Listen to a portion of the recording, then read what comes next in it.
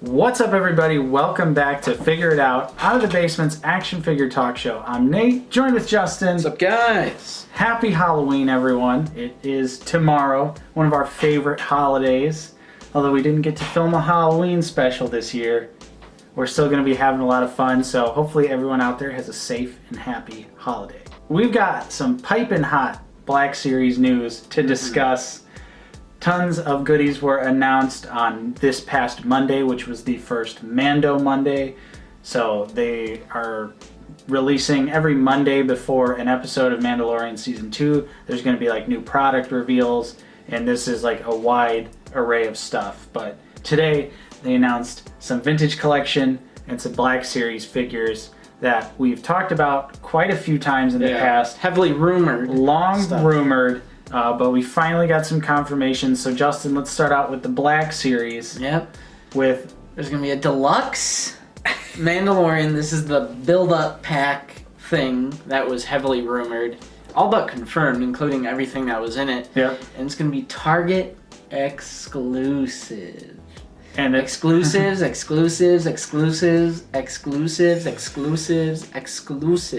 And guess what? It went up for pre-order for about 20 seconds. And then it was instantly sold out. Yep. But we usually have pretty good luck finding Target exclusives, so I'm not sweating it too bad. Especially using like stuff like Pop Finder. Right. It makes it really easy to hunt. So absolutely. I'm not sweating it. I do want to pick this one up, so it's going to come with the pram, like we talked about. It's also going to come with some Beskar steel pieces, and then the child itself, and the tracking fob. Yep. The jetpack. Yep. And then both of his blasters, of course. Yes, and then most importantly, a removable helmet featuring the Din Djarin head. Yep. Also a stand for the fob. Yeah, unless that's just permanently on there. Might be. I would assume so. But that head. Holy guacamole, dude. That head looks so bad. Yeah, which is almost a meme at this point because the most handsome men of Star Wars just keep getting shafted. Pedro Pascal, he's a cute boy. Yeah. And, I mean, this one, he looks like overweight. This head, it's like bloated. Yeah, he looks like he had like an allergic reaction to something. Maybe he got stung by a bee, or maybe he ate some peanut butter, because his face is like so swollen. And like, maybe he's just got Mark Hamill syndrome, where he's just hard to transfer to plastic. I don't know if he's had any other figures. I don't think his character from Game of Thrones ever got one.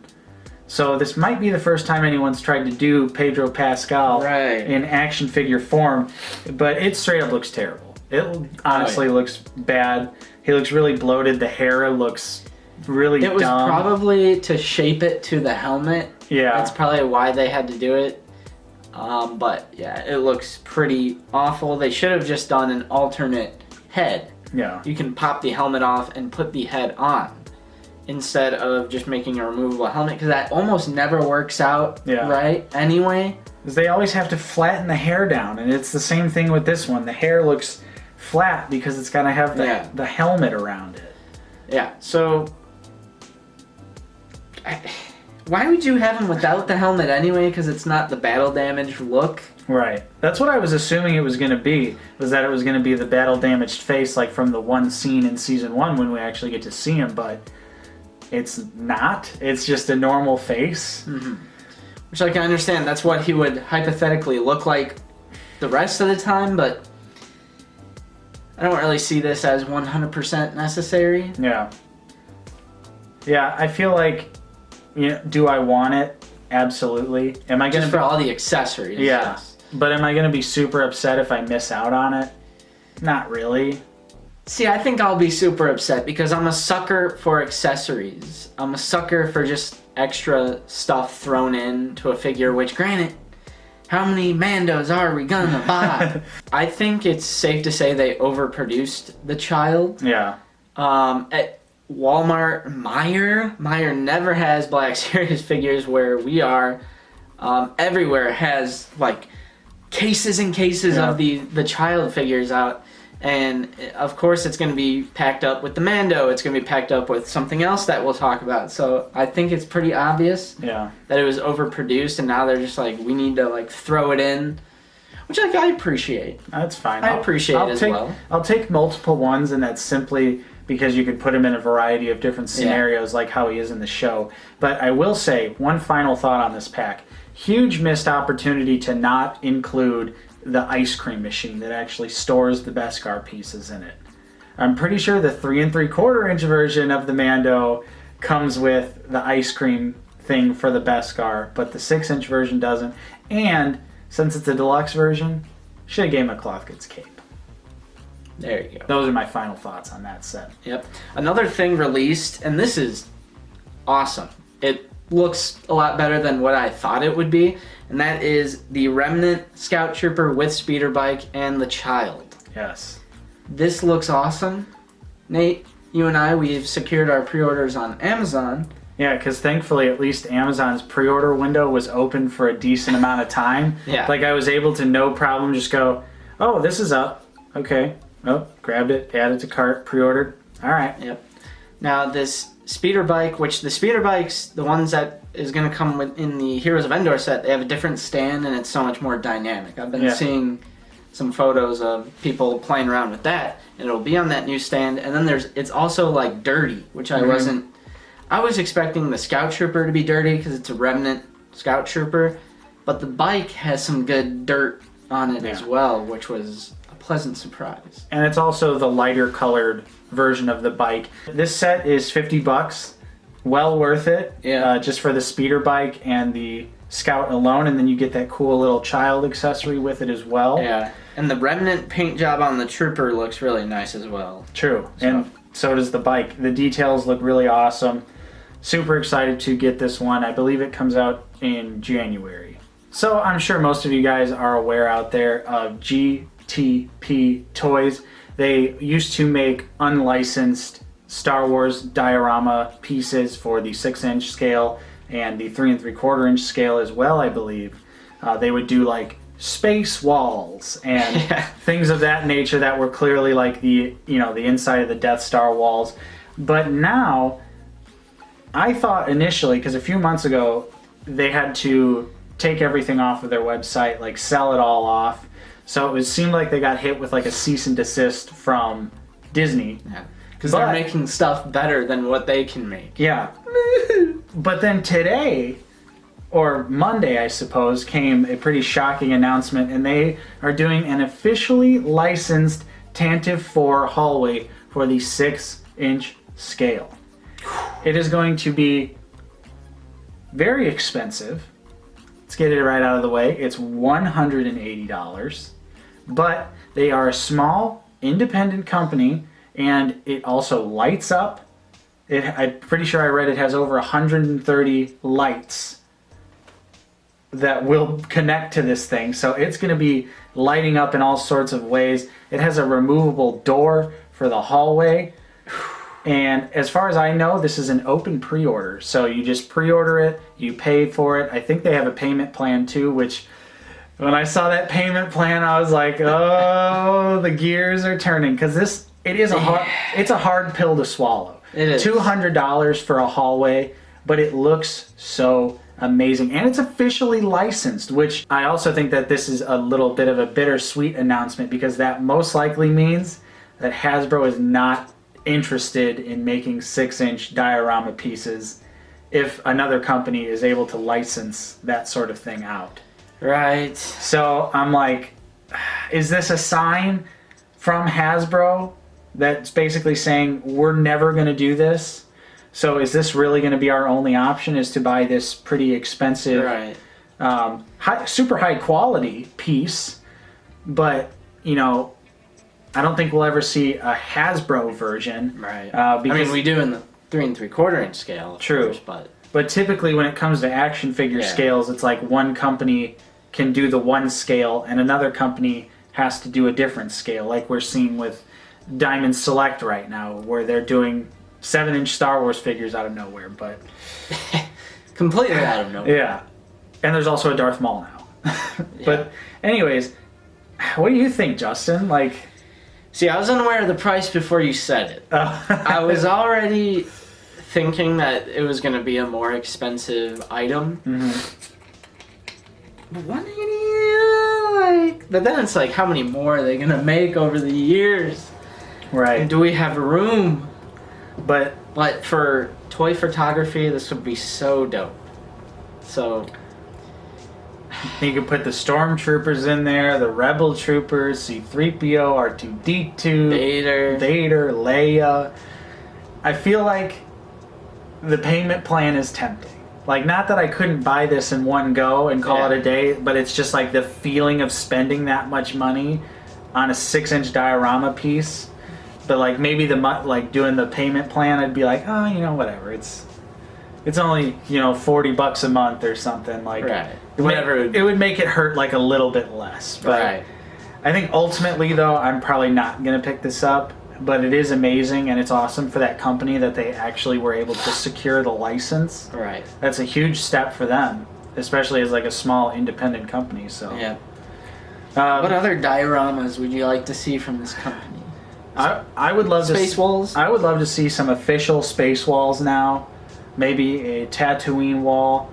The biggest diorama that I really would love to have at this point would be an awesome throne room. At least just the back panel with the window. I was going to say Jabba's palace. Well, yeah, of course, Jabba's palace. Like, get the platform so you could put Jabba on there. Kind of like that angle. Yeah.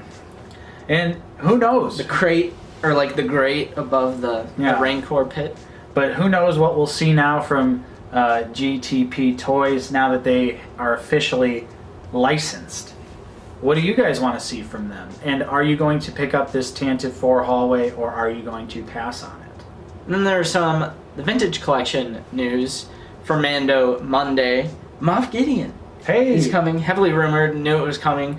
But I like seeing that darksaber, and I'm hoping and praying that this can translate to a 6-inch Black Series figure, which is 100% confirmed. Yeah. But it better be coming with that 6-inch scale darksaber, so you can give it to all the other Mandalorian characters, Sabine, Maul, everyone. Well, Maul is not a Mandalorian, but you know what I mean.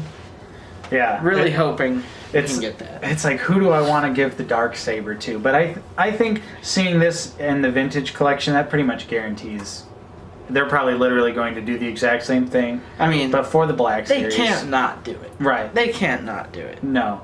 Then the Armorer is also coming, and similar to the 6-inch, he's coming with the hammer and the tongs. Yeah, that's awesome. It's a great Black Series figure, a fantastic Black Series figure, especially that deluxe one. So it's cool that it's going to be in the vintage collection for you guys out there. So true. And then, like we said earlier, you're also getting a Beskar Mando with the child in the vintage collection. And that one looks super dope. It actually has a cloth goods cape. Like, are you kidding me? A cloth goods cape. Well, I think that might be the one that comes with the Razor Crest. Okay. But still, if we can get it in 3 3/4 inch, that means you can do it in 6-inch. You lazy bastards, Hasbro. But he also comes with the ice cream maker thing that holds the Beskar. It's like, why is that not coming with the 6-inch version, but you made it for the 3 3/4 inch? Well, you said the only accessory you would die and miss out on is the pram. So you shouldn't be that upset that you're not getting the ice cream maker. But it just seems silly to include the Beskar steel pieces with nothing to put them in. I mean, yeah, absolutely. I mean, you could have some cool poses with like the armor touching it, or the heavy infantry like holding it up and stuff like that, but yeah, because I don't think we'll get a client figure, Werner Herzog. I don't think we'll get a figure of him, even though it'd be pretty cool. You get like the Imperial medallion. Yeah, it's hard to say. I would like one. I'd buy it. Yeah. Because, I mean, at the very least, you remember, like, Bill Burr said he got his face scanned for a potential figure. So maybe that means they will get that deep into the Mandalorian character pool. True. Which, I'm in. I'm down for some of those bounty hunter characters and maybe like some of the just random aliens throughout the season 1.